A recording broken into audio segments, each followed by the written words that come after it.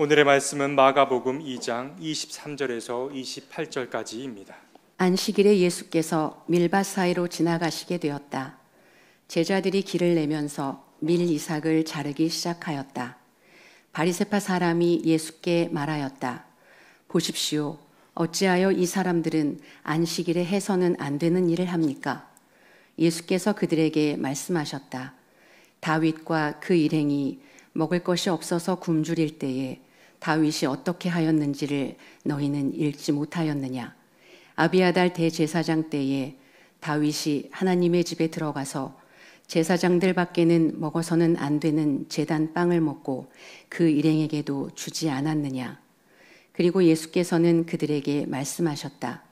안식일이 사람을 위하여 생긴 것이지 사람이 안식일을 위하여 생긴 것이 아니다. 그러므로 인자는 또한 안식일에도 주인이다. 이는 하나님의 말씀입니다. 좋으신 주님께서 주시는 위로와 소망과 새롭게 하시는 은혜가 저와 여러분 위에 함께 하시기를 빕니다.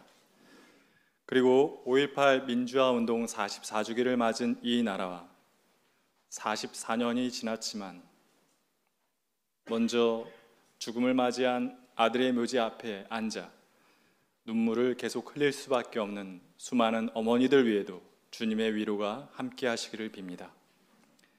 오늘은 성령 강림절입니다. 예수님이 승천하신 이후에 제자들만 모여있던 모임 위에 성령이 임하였습니다. 그래서 제자들은 더 이상 방 안에 갇혀있는 자들이 아니라 밖으로 나가서 예수를 증거하는 예수의 증인이 되었습니다. 그 결과로 교회가 생겼습니다.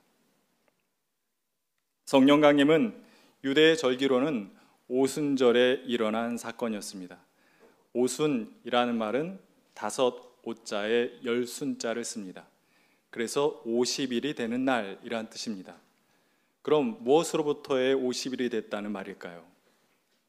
유월절. 이스라엘 역사에 있어서 가장 중요한 날인 유월절로부터 50일이 되는 날이라 해서 오순절이라 불렀습니다.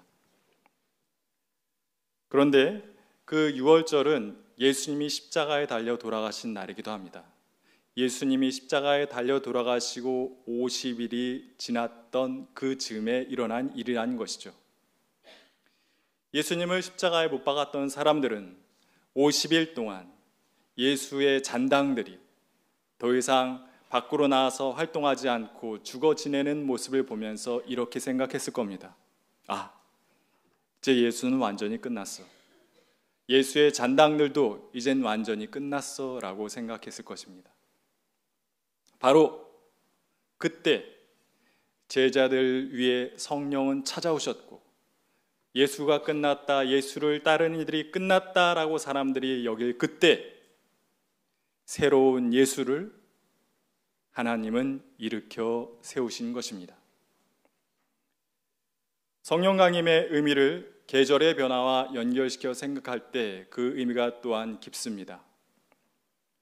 오순절은 유월절로부터 7번째 주가 지난 다음에 맞게 되는 때라 77절이라고도 얘기합니다. 그리고 그때는 보리와 밀을 수확하는 절이라 맥추절이라고도 불렀습니다. 유월절에서 오순절까지의 50일은 사실은 가난한 자들에겐 참으로 잔인한 50일이었습니다. 죽음과 같았던 그 겨울의 시간이 지나고 모든 만물이 다시 부활하는 봄의 계절이 됐지만 먹을 것이 없었어요. 가을 추수한 곡식들은 이미 먹어서 다 없어졌고 늦봄에 나오는 보리와 밀은 아직 나오지 않았기 때문에 그 죽음과 같은 배고픔을 견디고 견뎌야 됐던 시간이 바로 그 시간이었던 겁니다. 춘근기, 봄이지만 배고팠던 시간, 소위 말하는 보릿고개가 그 50일이었던 것입니다. 이영도 시인의 보릿고개라는 시가 있습니다. 이 이영도 시인은 옛날에 사셨던 분이신데요. 옛날에 그 보릿고개 풍경이 잘 담겨 있습니다. 사흘 안 끓여도 소치 하마 녹슬었나 보리 누름철은 해도 어이 일이 긴고 감꽃만 줍던 아이가 몰래 솥을 열어보네. 쌀이 없어 사흘 동안 솥에 밥을 한 번도 끓이지 못한 겁니다. 그랬는데 보리 수확철은 아직도 멀었어요. 그래서 하도 배가 고파 아이가 땅에 떨어진 밤꽃을 주워 먹은 겁니다. 그러다가 혹시나 하고 솥을 살짝 열어보는 거죠. 너무나도 슬픈 광경이 아닐 수 없습니다. 보릿고개는 그렇게 어려운 시기였습니다. 보릿고개 끝에 거두게 되는 그 보리와 밀은 말 그대로 생명의 양식이었던 겁니다. 죽음의 위협을 받던 자들이 그것을 먹고 다시 살게 되었다라는 것이죠. 죽음 직전에 이들에게 하나님께서 내려주신 은총, 그것이 한 그릇의 보리밥이었습니다. 성령이 그와 같습니다. 성령은 힘겹게 보릿고개 같은 인생을 살아가는 이들에게 하나님께서 차려주시는 생명의 밥상과 같은 것이었습니다. 예수님께서 공생애를 시작하시며 나사렛 회당에 들어가셔서 이사야 선지자가 선포했던 그 말씀을 다시 한번 선포하셨습니다. 그때는 예수님께서 공생애를 본격적으로 시작하시는 첫걸음이었기 때문에 그 말씀은 그대로 예수님의 공생의 출사표가 되는 말씀으로 보아야 합니다. 그 말씀은 어떤 말씀이었습니까? 주님의 영이 내게 내렸다. 주님께서 내게 기름을 부으셔서 가난한 사람에게 기쁜 소식을 전하게 하셨다.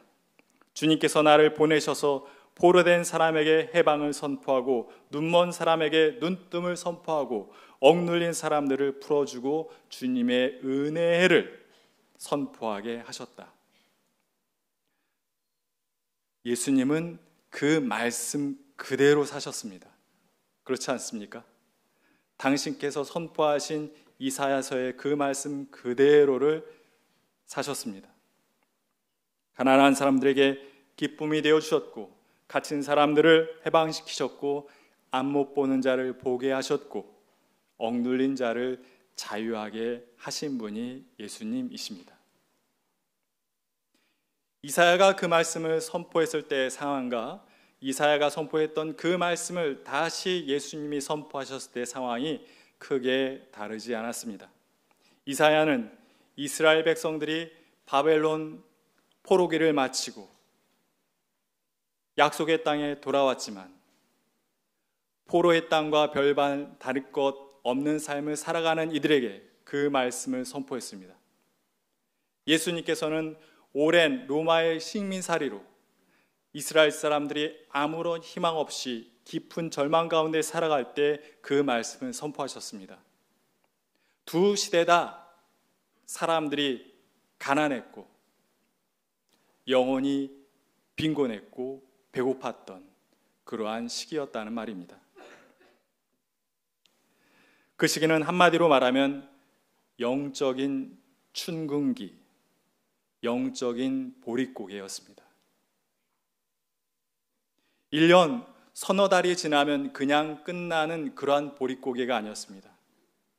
1년, 2년, 10년, 20년이 지나도 계속되는 마치 죽음과도 같은 어둡고 무겁고 무섭기까지 한 그러한 보릿고개였던 것입니다. 이사야는 주 하나님이 당신에게 영을 보내주셔서 자기로 하여금 보릿고개를 보내고 있는 이스라엘 백성들에게 밥이 되게 하셨다라고 선포하고 고백했습니다. 그런데 이것은 고백과 선포라기보다는 초대이며 부탁입니다.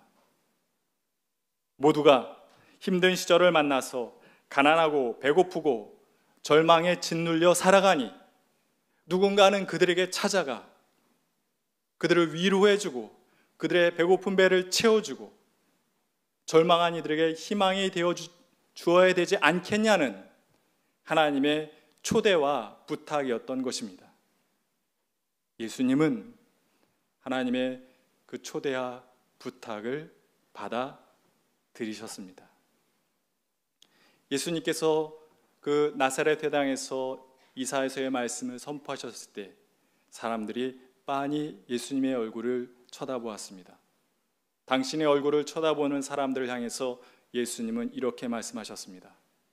바로 이 말씀이 당신들이 듣는 가운데 오늘 이루어졌다. 내가 이 말씀을 가지고 앞으로 이렇게 살아갈 것이다가 아닙니다. 이 말씀이 이루어졌다라고 얘기하셨어요. 예수님의 강한 확신과 각오를 드러내는 표현입니다.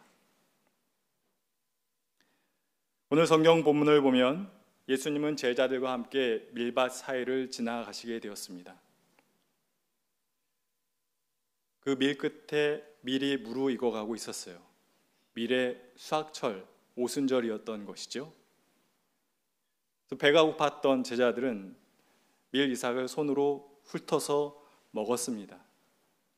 자연스러운 행동이죠. 일종의 밀서리죠. 그 밀서리를 하는 걸 보면서 바리새인이 제자들을 꾸짖는 것을 넘어서 예수님을 꾸짖습니다. 여보시오, 당신들 제자들 왜 안식일에 하면 안 되는 저런 행위를 하고 있어? 라고 얘기한 겁니다. 어찌 보면 바리새인도 살짝 인간적입니다. 배고파서 한 밀서리는 인정해 준다는 거예요. 눈 감아줄 수 있다. 근데 그걸 안식일에 했어? 그건 안 된다는 거예요. 안식일엔 배고파도 안 돼. 왜냐하면 율법에 따르면 안식일에 행위를 한 자는 어떻게 하라고 말씀하고 있죠? 쳐 죽이라. 안식일에 일하는 행위를 한 사람은 쳐 죽이라고 되어 있거든요.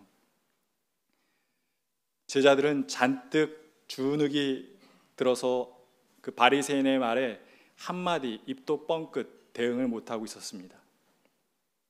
그때 제자들을 당신 뒤로 하면서 예수님이 앞에 나가서 제자들 대신에 그 바리새인에게 이렇게 얘기합니다. 다윗과 그 일행이 먹을 것이 없어서 굶주릴 때에 다윗이 어떻게 하였는지 너희들은 읽어보지 못하였느냐? 아비아달 대제사장 때 다윗이 하나님의 집에 들어가서 제사장들밖에 먹어서는 안 되는 제단빵을 먹고 그 일행에도 주지 않았느냐? 요약하면 이것입니다. 아주 신앙의 모범적인 인물, 하나님 마음에 합한 자라고 일컬어지는 다윗조차도 배고픔 때문에 율법을 어긴 적이 있다. 이것은 용인 가능한 것이다 라는 것이죠. 예수님은 거기서 그치지 않으시고 새로운 계명을 선포하듯이 거기에 모여있던 사람들과 바리새인에게 이렇게 말씀하십니다. 안식일이 사람을 위해 있는 것이지 사람이 안식일을 위해 있는 것이 아니다. 정말 놀라운 말씀입니다. 바리새인도 깜짝 놀라고 제자들도 깜짝 놀랐을 겁니다. 예수님의 그 말씀 때문에 바리새인들의 낯빛은 점점 어두워졌을 겁니다. 그런데 한참 주눅 들어있던, 정말 그 밀 한 움큼 훑어먹었다고 쳐 죽일 놈이 되었던 이 제자들은 그 어두웠던 얼굴들이 환하게 바뀌었을 것이고 입가에는 미소까지 생겼을 것입니다. 이 말씀을 묵상하다 문득 그런 생각이 들었습니다. 제자들이 모여있던 오순절 그 다락방에 성령이 강림하기 전에 바로 그 밀밭에서 바리새인으로 말미암아 율법으로 말미암아 잔뜩 주눅 들어서 죽어야 된다라는 그런 얘기까지 들었던 제자들, 그 제자들을 위해서 당신을 앞세우며 제자들의 변호자가 되어서 제자들을 다시 생기 있는 삶으로 만들어줬던 그 예수님의 모습을 통해서 제자들은 이미 그때 그 밀밭에서 성령 강림의 체험을 했던 것이 아닐까, 그 오순절에.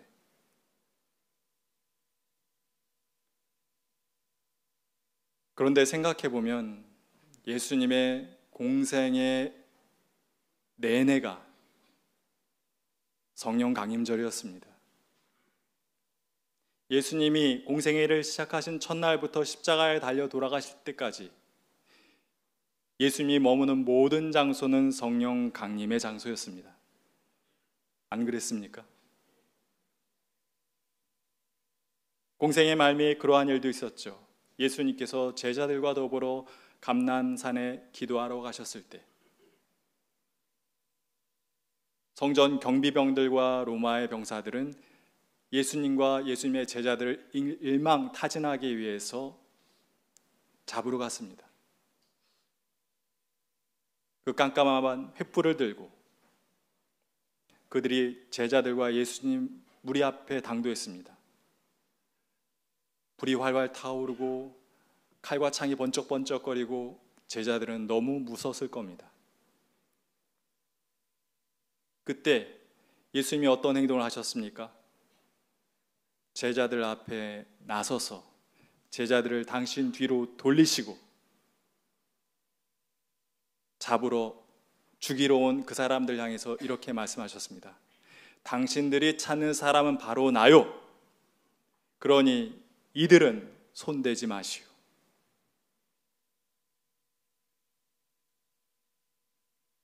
그 순간에도 제자들에겐 성령이 강림했을 것입니다.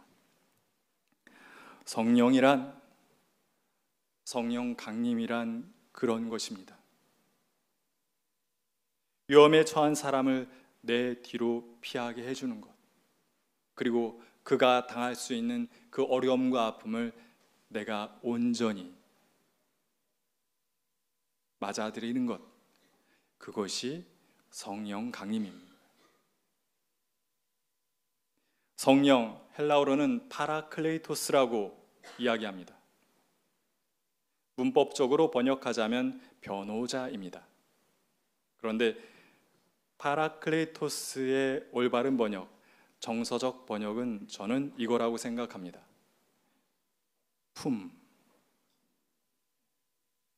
품이 성령입니다.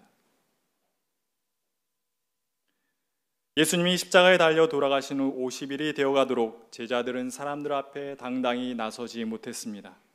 그저 예루살렘의 한 다락방에 모여 기도할 뿐이었습니다. 그런 제자들 위해 오순절 성령은 강림하였고 성령의 제자들 위해 임하자 제자들은 변했습니다. 더 이상 그들은 다락방에 머물지 않고 문을 열고 밖으로 나갔습니다. 밖으로 나가서 뭘 했습니까? 사람들에게 복음을 전했고 병자들을 치유했고 배고픈 자들은 먹였습니다. 이거 원래 누가 하던 일이었습니까? 예수님이 하던 일입니다. 예수님이 하시던 일을 제자들이 이어받아서 배고픈 자에게 밥이 되고 어려움 속에 있는 이들에겐 품이 되어 주었던 것입니다. 교회는 바로 그런 곳입니다. 한 명 한 명이 성령을 받아 또 하나의 예수가 되고 예수님이 하셨던 일을 이어가는 곳, 그곳이 교회여야 합니다. 하나님은 이사야 선지자에게 그러셨던 것처럼 오늘 우리들에게도 동일한 부탁을 하십니다. 내가 나의 영을 너희에게 부어준다. 그러니 가난한 사람들에게 가서 기쁜 소식이 되고 포로된 사람들에게 해방이 되고 눈먼 사람의 눈뜸이 되고 억눌린 사람에게 자유가 되어 주어라. 그 하나님의 초대와 부탁에 아멘으로 응답하는 우리가 되면 좋겠습니다. 우리가 가장 힘들고 어려울 때 나만의 힘으로는 도저히 넘어설 수 없었던 그 보릿고개를 넘어갈 때 우리 곁에 찾아와 우리에게 밥이 되어주시고 품이 되어주셨던 예수님을 감사히 기억합시다. 그리고 예수님이 그러셨던 것처럼 우리도 보릿고개를 힘겹게 지나고 있는 이웃에게 찾아가 그들에게 밥이 되고 품이 되어 줍시다. 그 귀하고 아름다운 일을 기쁘게 감당하는 우리 모두가 되길 주님의 이름으로 기원합니다. 다 함께 주신 말씀을 기억하며 거듭의 기도를 드리겠습니다. 하나님, 오순절 다락방에 모였던 제자들 위해 내려주셨던 불같고 바람 같은 성령을 오늘 우리 위에도 내려주십시오. 그날 제자들 위해 내렸던 바람과 불은 신비한 현상이 아니라 하나님의 예수님의 마음이었음을 기억하게 하옵소서. 인생이란 짐에 짓눌려 쓰러진 자를 일으켜 세우고 어두운 절망의 세상을 환히 밝히기 원하셨던 예수님과 하나님의 마음이었음을 기억하게 하옵소서. 주님, 우리로 보릿고개를 힘겹게 넘고 있는 이들을 보게 하여 주십시오. 주님께서 우리에게 다가와 밥이 되고 품이 되어 주셨던 것처럼 우리도 그들에게 다가가 기꺼이 밥과 품이 되어 주게 해 주십시오. 예수님의 이름으로 기도드립니다. 아멘.